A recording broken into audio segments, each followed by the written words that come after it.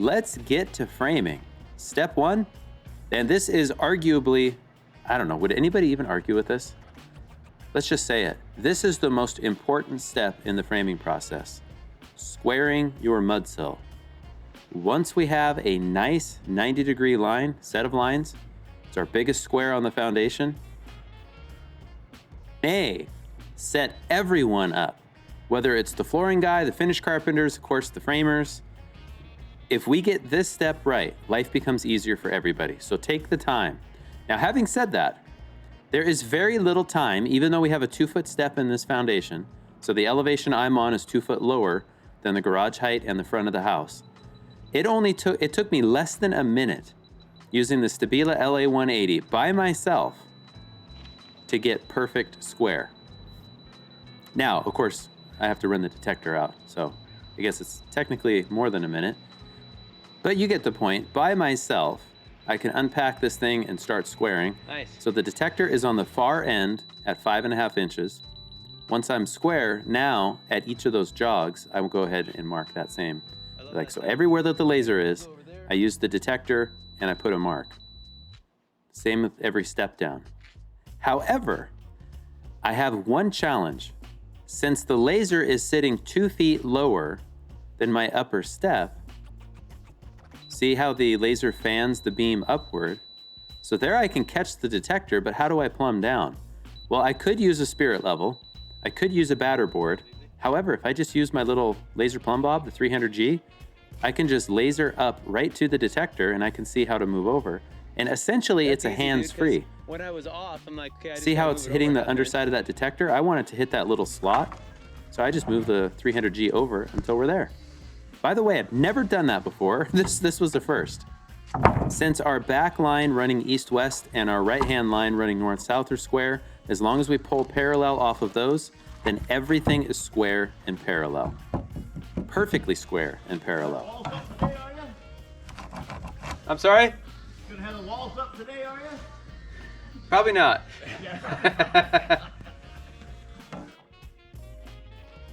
Even though our layout is on the money, now we have to make sure that our mudsill is drilled around those bolts and they sit right on the line. Now, to be truthful, we're probably going to be off here and there, and that's okay. We're going to correct for it when we snap lines on the subfloor. There are a million ways to do what you're seeing here. One of them is wrong, and hopefully it's not the way that I use.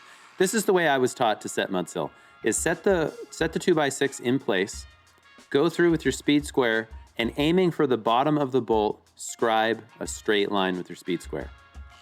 Then measure off the line itself to the center of the bolt at the bottom and just transfer that. It seems laborious. Honestly, we've tried it a million different ways. We've tried jigs. This just works. Get into a rhythm and go. One thing to remember is that the drill bit should be no more than 1/16 bigger than the bolt. So the bolt is 5/8 or 10/16.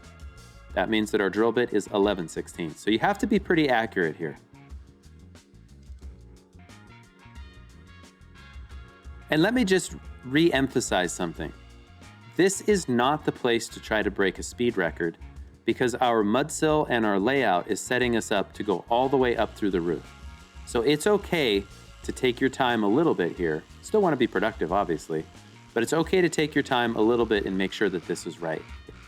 If we get this step right, then it's easier for us and everybody else to keep their work right. Right?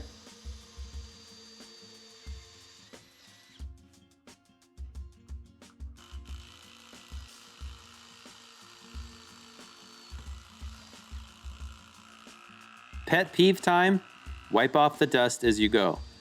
If you don't, then when you tip your mudsill, it's gonna land on the wall, and then guess what? Then you have to wipe off the wall. So just wipe it off as you go. Little things, it's the little things. You might be asking yourself, why are all those anchor boats, why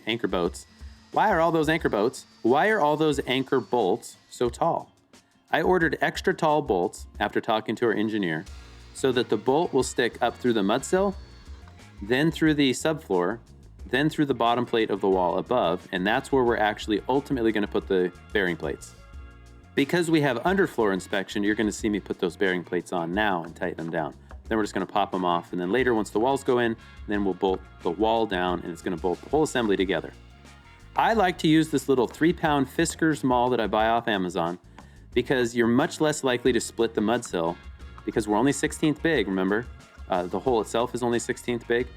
The nice flat surface on that maul is less likely to split out the mudsill. Also, it being wet helps. Here's POV footage of what we just did. And you can see my approach. We got a nice blue snap line. I'm gonna double check that my nice 5.5 mark, this is what we shot with the laser. I'm gonna put that same 5.5 mark on the mudsill, and that's what I'm going to align. I do the same thing with bottom plates. Everything gets aligned to that. The outside, it doesn't matter. We wanna make sure that the 5.5 is at the 5.5.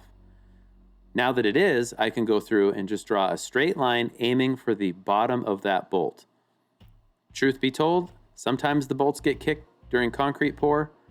We just use our pry bar to straighten those a little bit, but if you aim for the bottom of the bolt, you're more likely to have the mudsill land right on the line. I'm really scribing the daylights out of these marks because these pencil marks don't show up. I promptly ordered a Pica-Dry to replace my old Pica-Dry because the lead on those markers works really well on wet wood. Now I just hold my tape right to the blue line. Remember, that's what we've done all the tedious work of squaring, pull and layout, making sure that things are square and parallel. So that's my reference point. So I just go through and I eyeball that bolt at the bottom. And then I just mark that. We're aiming for the center of the 2x6 mudsill, but the code does say just center third. So we can be off a little bit.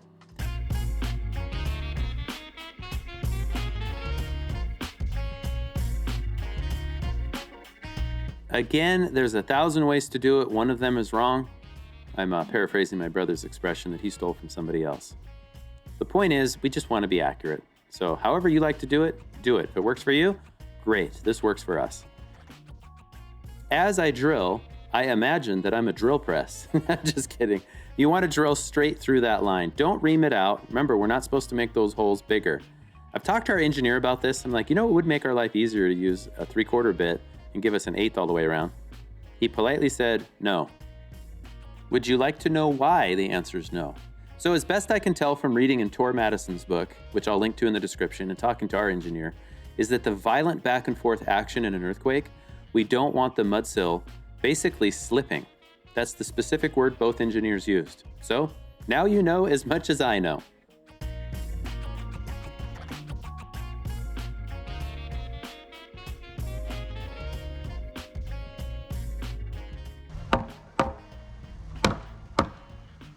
Are you ready for another pro tip?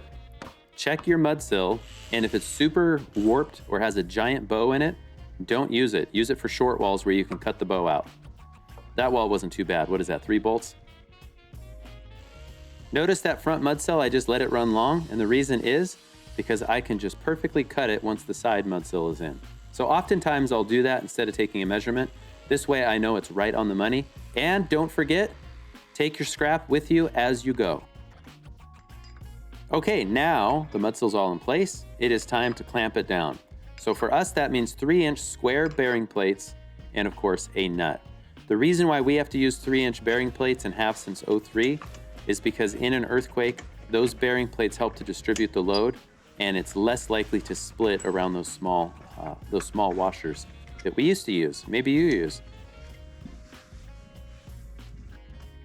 I like to use an impact wrench and our Dude Tools deep socket, but there is a major caveat here. In fact, listen to it. Can you tell the difference in sound right as it actually starts to tighten or clamp down? They only need to be finger tight plus 1/3 to 1/2 turn. So you're not trying to crank the daylights out of it. And that's why you can hear when the tone changes, I'm watching. As soon as that Dude Tools slows, I stop.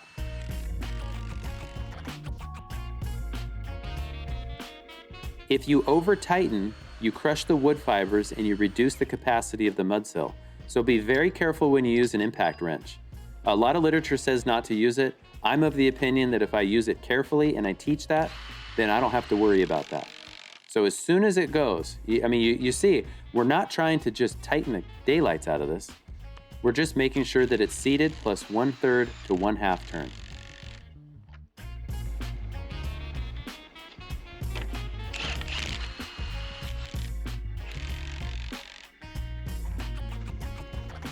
This is the Max high pressure concrete nailer. It is designed to shoot wood to concrete and steel. It's such a cool gun. Remember all those strip footings that we poured in the previous video? Now it's time for me to shoot the mudsill down to that. And so I use this nail gun to do that. Look how fast that is. Yes, this is way too many nails. I'm just showing how fast it is. Because these weren't shear walls, I didn't need bolts. The nails are enough. Remember, the whole weight of the building is gonna land on this. Now that all of our treated has been shot or bolted down, it's time to frame our pony walls. And so same thing, we use a rotary laser because we want to shoot our corners in. So what Kyle's doing here is he's putting a mark on that step down. He's going to subtract 3 1/8 for the top of the wall. Then he's going to measure from that mark that he is scribing to the laser line. So listen to the measurement. All right, that's like 12.3. We call everything out in 16ths, just the way I was taught, so 12 3/16. Let's see what it is on the other side.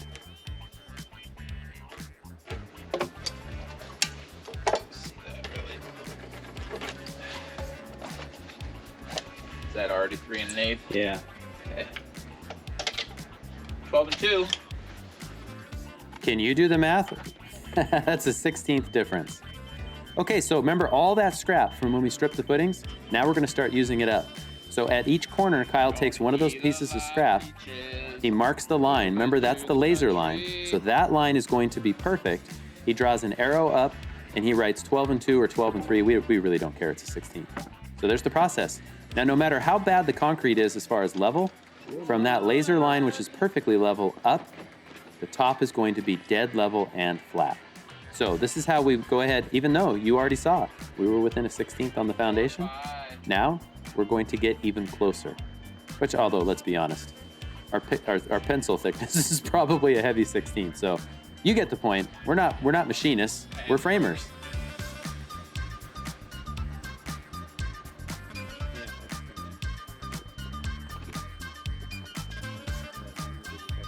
There's the line, there's the arrow pointed up, and there's the 12 3. That's going to be consistent all the way around. Whenever I lay out top plates, the first thing I do is take my 16 footers and I cut it exactly 16 foot. Because I know my layout's going to start from the edge of the building and center is 16 foot, or I should say center of a stud is at 16 foot. That's true whether you frame 16 on center or 24-inch on center like us.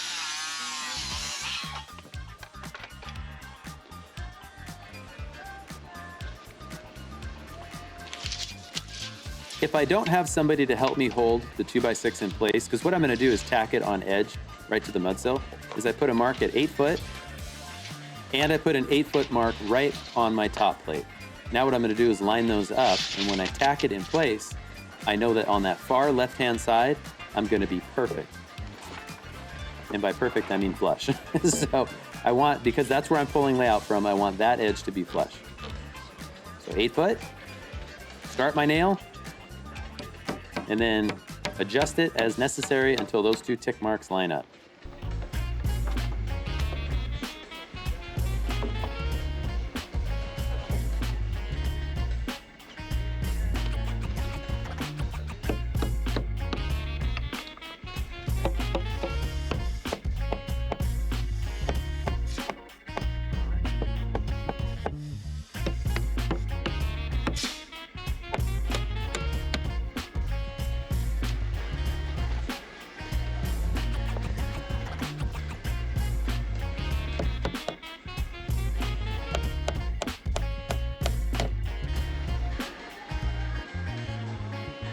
Foot 9 and 12.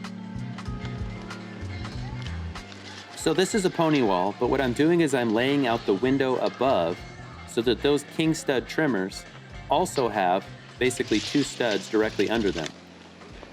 And it's not so important for the king stud, but the trimmer needs to line up. Remember, that's carrying our header, which in this case on this wall is going to carry our roof load. So that trimmer needs Double to trace four-rows? all the way down to the mudsill.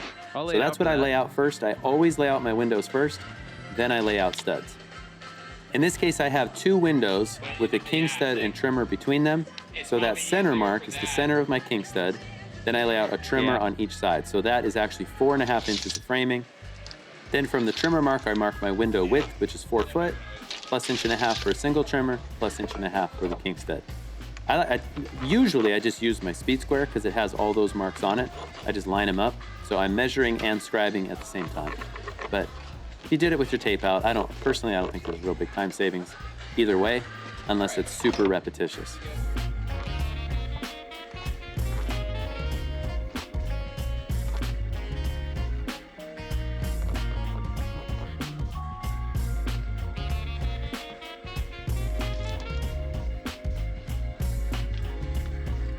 You'll notice I'm using a tablet.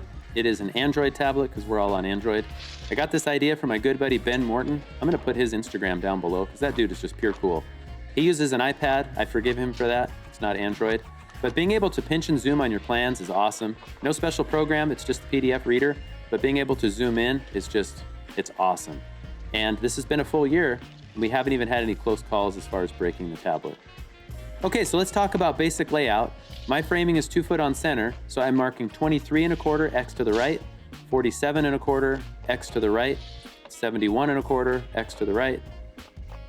You know that's basic layout, and what that allows is for our subfloor, because our joists are gonna stack, and for our wall sheeting, that it fully covers the corner at the framing and it centers on our stud. So center marks would technically be at 2, 4, 6, 8, 10, but we're 3/4 short because we're using 2x material. Back to basics. Honestly, it is amazing how often I mess this up somehow. But I didn't in this case, I promise.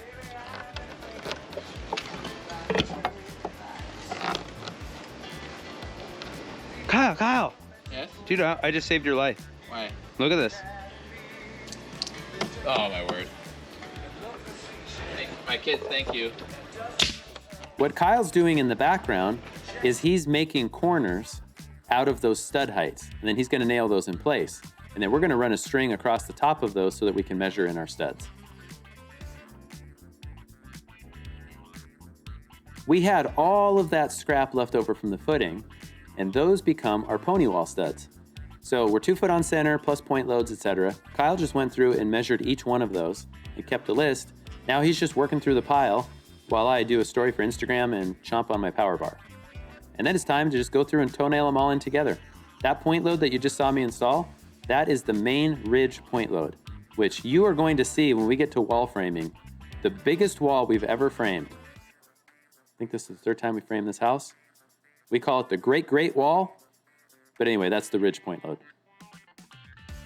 As cut man, Kyle stays ahead of me cutting studs. Then it's my job to toenail them all in place, install the top plates and the double top plates. That far wall is taller to eliminate the rim, so it's at the height of the front mudsill. The back wall, the joists will land on them.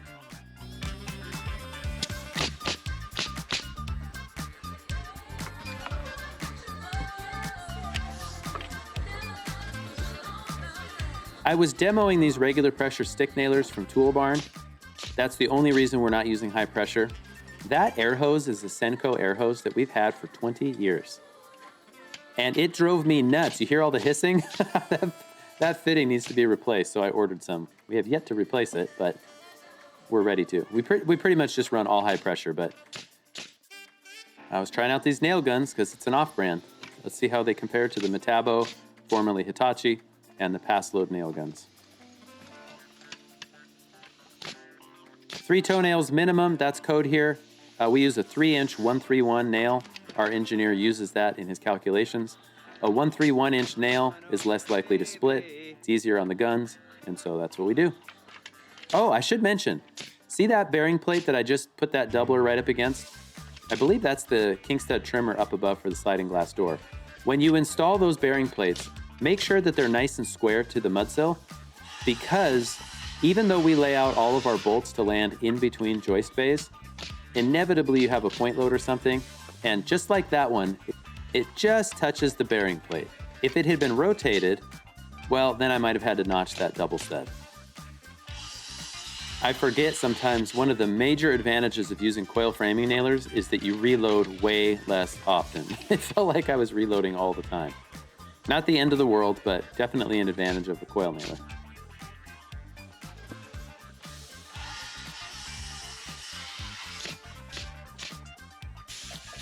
So the first top plate, I pull all the studs to my layout. I tend to shoot left-handed, and the reason is then I use my hammer as an extra hand, that I don't mind if a nail misses and hits my hammer. That doesn't hurt as much as when it hits my hand. I can kind of beat things as I go. I can use it to hook and pull the stud toward me. I mean, you get it. You understand. I don't need to belabor that point. Shoot left-handed if you're right-handed. I talked to the maybe it was a massage therapist. And she goes, "You're right-handed, aren't you?" And I was like, "You can tell." And she's like, "Yeah, you're pretty tight on the right-hand side." I was like, "Well, I use my nail gun left-handed to compensate." And she said, "Yeah, it's not really working for you, is it?" I was like, "Well, it seems like a good idea. I'm going to keep doing it.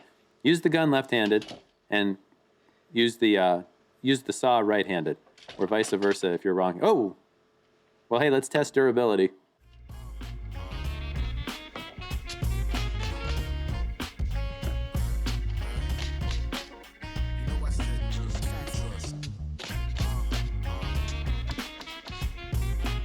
Double top plate nailing, 3 inches over every stud. What's funny is when I posted this on Instagram, people were like, "What do you think, nails grow on trees?" Well, I mean, yes, they grow on nail trees. I get their point though. You don't want to go just blasting the daylights out of everything, but 3 nails over each stud. But then wherever the double top plate goes over the splice of the plate below it, it's 12 nails, so 6 on each side of the split.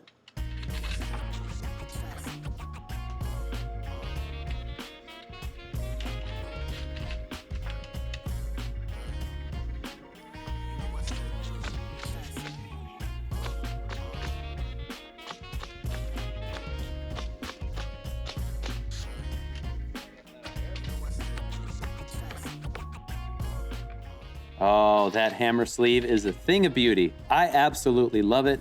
These are the Badger tool bags. I'll put the link in the description below. Diamond-backed tool bags also has the hammer sleeve. Awesome. Old guy tip 9,992, clean up as you go. It's nice to have a clutter-free job site as much as you can.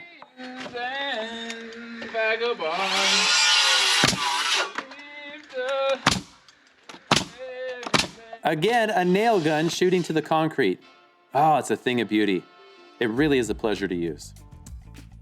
Now it is time for us to start framing some pony walls, but first, notice the dwindling pile of footing boards. I'll show it better in just a moment, but just notice that the string that we run to take measurements off, we have one stud that's 1/8 of an inch high in the middle, taking out any sag.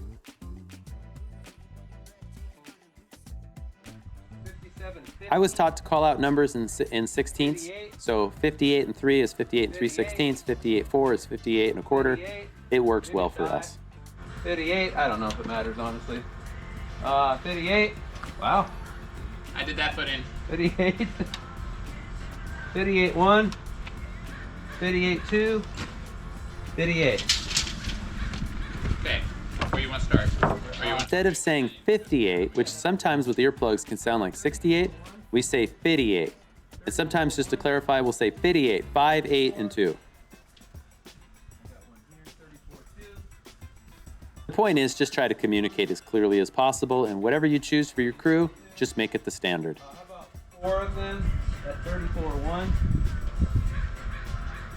34.4, 4 of them at 34.3, 34.2, 34.2, 34.2, 34.4, 34.6, 34.7, 34.5. Yeah, 34.5. Okay. Where you want to start? That way I know. I have no preference. Start at the beginning, Sure. work down.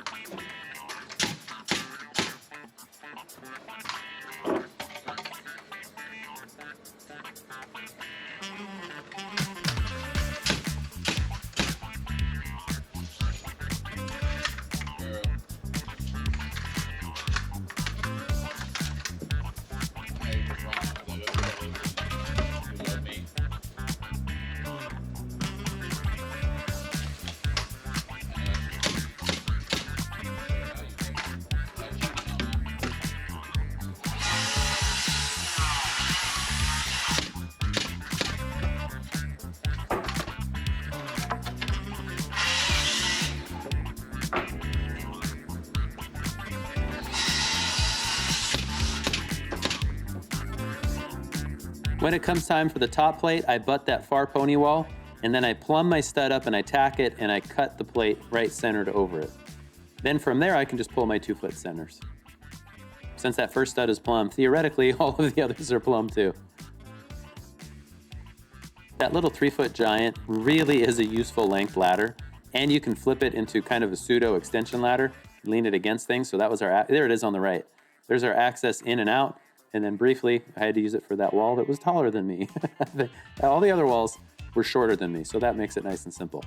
So same thing, I just butted the 2x6 top plate to the concrete with some Nervistraw. It's a PVC barrier, so it's nice and tight to the concrete, but it has a barrier between it and the concrete. It will never rot.